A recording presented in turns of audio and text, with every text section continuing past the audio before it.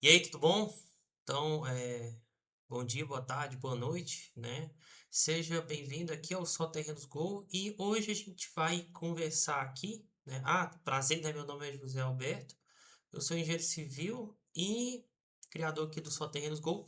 O objetivo aqui é a gente ser, então, o maior ecossistema voltado à divulgação de conteúdo acerca de terrenos aqui em Goiânia, seja para você que vai morar, seja para você que vai investir. Então, vamos lá.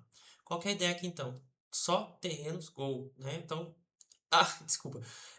Vale a pena, então, comprar um terreno em Goiânia? A gente vai ver alguns pontos, né? São interessantes que tem que ser levado em conta, tá? Então, aqui, são 6 motivos, de acordo com o censo de 2022, e os riscos, né? Então, vamos lá. Vale a pena, 2026, comprar um terreno em Goiânia? Vamos falar um pouco sobre isso. Pode ser que talvez você esteja esse vídeo não em 2026, mas acredito que por alguns próximos anos, né, essa tendência vai continuar. Então, vale a pena? Vamos falar aqui um pouquinho. Primeiro, Goiânia então cresce 3 vezes mais rápido que a média do Brasil, tá? Isso é o cenário atual, isso mesmo. Então, no primeiro trimestre de 2026, né, as vendas de imóveis subiram 12,7% na capital, contra 4,1% da média nacional. Foi 3 vezes mais. Então, não é um piso isolado. Aqui o estado ele realmente está crescendo acima da média. Então, há mais ou menos 2 décadas está crescendo muito, né? Então, isso está trazendo, inclusive até nos últimos anos aí, uma grande valorização imobiliária aqui da região. E está diminuindo espaço cada vez mais, então novos prédios, né? No caso, por exemplo, lá no centro, ali, setor Marista, Bueno, toda aquela região lá também, ah, tá diminuindo esse espaço. Então, sim, quando vê, né, isso tá fazendo o quê? Diminui espaço. Então, consegue uma imobiliária incorporadora, no caso, fazer um desenvolvimento imobiliário de uma nova edificação, é natural, né, com menos oferta ali, então que os preços tendem a subir, né? Então, isso, né, e fora a migração também, é um dos pontos, tá? Então, tá crescendo muito, tá? Segundo ponto, né? Então Goiânia atrai gente de todo o Brasil, né? Então Goiânia é o segundo estado que mais recebe imigrantes do país. É um motor econômico. O MotoGP, por exemplo, esse ano foi aqui, né? Então a economia goiana cresce acima da média nacional. E ela está apresentando a taxa de desemprego menor do Brasil, né? Então, assim, mais gente chegando significa então mais demanda por moradia, entendeu? Então tem essa demanda por conta da migração que realmente. Então, alguns números, né? 2 milhões de imigrantes vivendo em Goiás, tá? De onde eles vêm, então? Né? A gente tem no Distrito Federal, Minas Gerais, Maranhão, Bahia, Tocantins. Então é gente do Brasil inteiro, né? E a gente está falando em um salto migratório, né, de mais de 180 mil, né? Um saldo, perdão, né, entre 2017 e 2022, tá? Então, segundo motivo. Outro, então, o mercado ele tá quente e ainda subindo, tá? Então, só para vocês terem noção, R$ 10.914 era o preço médio do metro quadrado em Goiânia, né? E a gente está falando do quê? De um aumento de 3,6% de valorização em um único trimestre. Gente, isso é muita coisa. Isso é muita coisa. Então, nos bairros mais nobres, a gente tem como Marista, Bueno, Oeste, Jardim Goiás, o metro quadrado ele já consegue passar de R$ 12.000, com o Marista liderando. Na região ali da Ricardo Paranhos, por exemplo, a gente está falando de metro quadrado de edificação em torno de 14 a 15 mil reais, entendeu? A partir, mais ou menos, a faixa. Então, tá tendo essa valorização aqui, o mercado como um todo, né? E o crescimento migrou então para os novos eixos, né? Então a verticalização está esgotando os terrenos lá dos bairros nobres, né? Como eu comentei. Bueno, Marista, Oeste, Jardim Goiás. E o mercado então se deslocou para uma expansão horizontal, né? Então comprar franjas restantes antes do metro quadrado, subir mais ainda, isso garante, né? Quando o comércio e o serviço ainda estão chegando. Isso é positivo. Então regiões aí como Senador Canedo tá com expansão contínua ali no eixo leste, e tá mesmo, né? Trindade, com a conurbação e a demanda habitacional, Trindade praticamente já está colando aqui em Goiânia, né? A tendência, né, se ficar desse jeito e o crescimento, é que Trindade vai ser como a Aparecida, né? Duas cidades meio que coladas, assim. Guapó, né, também está tendo novos loteamentos de condomínio aqui na GO 020, né? E também no norte, né? Mais valorização, né? A gente tem aqui obras estruturantes, como a duplicação da GO 402, né? Então, sim, todo esse eixo de deslocamento, então horizontal, vamos dizer assim, de expansão e desenvolvimento, está trazendo uma valorização para em terrenos, né? E financiamento direto com a loteadores, isso é uma possibilidade. Então, o que que acontece? Com a Selic alta, o crédito nos bancos ele fica mais caro e um pouco mais restrito, né? O mercado de terrenos é um pouco diferente, assim, porque na maioria das loteadoras eles oferecem financiamento próprio, tá? Então, às vezes, sem a comprovação complexa de renda que alguns bancos exigem. É uma aprovação mais facilitada, né? E parcelas, geralmente pelo IPCA ou IGPM, mais uma taxa fixa, tá?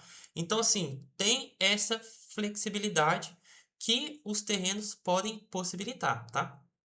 Aqui, eu sei que a gente está trabalhando e falando assim, de alguns aspectos e conceitos financeiros e econômicos, mas, né, o intuito aqui não é orientar, dizer para você qual que vai ser o seu melhor investimento. O melhor investimento é aquele que se adequa de acordo com cada situação, tá? Não é porque a Selic está alta que... Então, a gente tem aí essa possibilidade. Outro caso, então, né, rende acima da inflação e da própria Selic, né, então no lote bem localizado, tá? O ganho de capital da terra, ele costuma superar o rendimento da Selic, né, que ainda perde imposto de renda, né, mas a terra é um ativo real, ela protege o poder de compra contra a inflação quando o negócio é bem feito, tá? Então é aquela história, né, então quem investe em terra nunca erra, né, então realmente é um bom investimento, né? A depender de cada um dos casos, tá? Mas é uma possibilidade real. E outra, em vista assim da grande expansão, nossa, apartamento tá muito caro, né? Ah, não dá para comprar agora. Um lote pode ser uma possibilidade. Um lote ele pode ser uma possibilidade. Em termos financeiros, vamos dizer assim, um apartamento talvez, sei lá, 1,5 milhão, 2 milhões. Terrenos a partir de 300 mil, por exemplo. Então, sim, uma fração do valor, né? Você não deixa de fazer investimento no imóvel quando bem feito, claramente, né? Em termos financeiros de pagar, aqui eu estou falando pagar mesmo, não necessariamente a taxa, que em alguns casos pode ser que seja a mesma, mas de juros, né? Pode ser que seja menor, né? Então, e caso tenha assim, então essa valorização, né? Tem essa compensação, vamos dizer assim, tá? Né, o custo de carregamento quase zero. Então, apartamento, né? E a casa pronta tem pintura, reforma, vazamento, tem IPTU caro, né? O terreno não, né? Então, assim, você estaciona o capital, né? A, no ativo e, né? Então, não tem aquela depreciação física do imóvel que o imóvel tem. Então, sim, pode ser que seja sim uma estratégia de investimento, né? Fazer, mas não tem liquidez. Sim, mas o fato de não ter liquidez não significa necessariamente que seja algo ruim. São estratégias e momentos de cada cenário e pessoa, tá? Então tem essa possibilidade, né? Taxa de manutenção costuma ser bem mais baixa, né? E em alguns casos, como por exemplo, se já tiver até casa localizada, você consegue reduzir até o custo com o próprio muro também, sabe? Então tem essa possibilidade. E né, a cultura do quintal, então sustenta a demanda. Então Goiás ainda é um polo de serviços, né? Então é um estado movido pelo agronegócio. Então assim, Goiânia prioriza espaço, o goiano, né? Prioriza espaço, segurança, casa própria customizada, o que mantém então assim, os condomínios horizontais que têm lotes ainda em alta, entende? Então mesmo com juro alto, a liquidez de terrenos, né? Ele ainda está sendo forte, entendeu? Aqui na região. Né? Então, e onde que está a maior valorização aqui? A gente tem eixos de transporte, polos de saúde, faculdade, são praticamente o que está puxando, né? Fora que, por exemplo, né, locais onde não tenha asfalto, né, caso o asfalto chegue também, tem essa valorização também, né, do local. E antes de assinar, os pontos de atenção, então, aqui são o seguinte: liquidez menor, né? Pode ser que demore mais para vender que um apartamento? É uma possibilidade, não deixa de ser um risco, tá? Mas tudo depende, né? Não é uma regra. E riscos, fora o risco documental. Você precisa comprar de uma pessoa confiável, de empresas seguras, tá? De empresas seguras e confiáveis. Tem que olhar toda a documentação, né? Então tem todos esses pontos, mas não são riscos que também não estariam diretamente relacionados ao compra de um imóvel já pronto, né? Então, tem custos, né? IPTU no caso não é IPU, não é IPTU, né? É o ITU, tá? Aqui saiu errado aqui. Mas se você tiver, tem a questão do muro, limpeza, às vezes condomínio, dependendo de onde que tiver também. Lote em região parada pode ficar anos sem valorizar, isso que eu tô falando, isso que eu tô batendo muito na tecla, que depende muito, por isso que é muito importante observar a localização, né? A segurança, quem que é a loteadora que está te vendendo esse imóvel, né? E o plano diretor mudou, né? Então, né, pode ser que mude, pode ser que você já vi casos de colegas. Olha só que interessante esse caso. Um colega engenheiro, né, tinha aprovado o alvará de construção, o cliente começou a construir. O alvará de construção às vezes dura por um período de um ano, né? Então ele começou a construir, o cliente não conseguiu finalizar a obra em um ano, tiveram que renovar. Quando eles foram renovar, nesse período aí de um ano, o plano diretor mudou. Só que a obra já tinha começado, né? E se fosse aprovar o projeto aprovado com o novo plano diretor, não ia passar. Como não passou e eles não deferiram, então a renovação lá, eles falaram que tinha que apresentar um novo projeto e tirar um novo alvará. Daí o colega conseguiu ir lá conversar na prefeitura, né, e se resolveram, né? Então explicaram, a obra já tinha começado, tudo mais.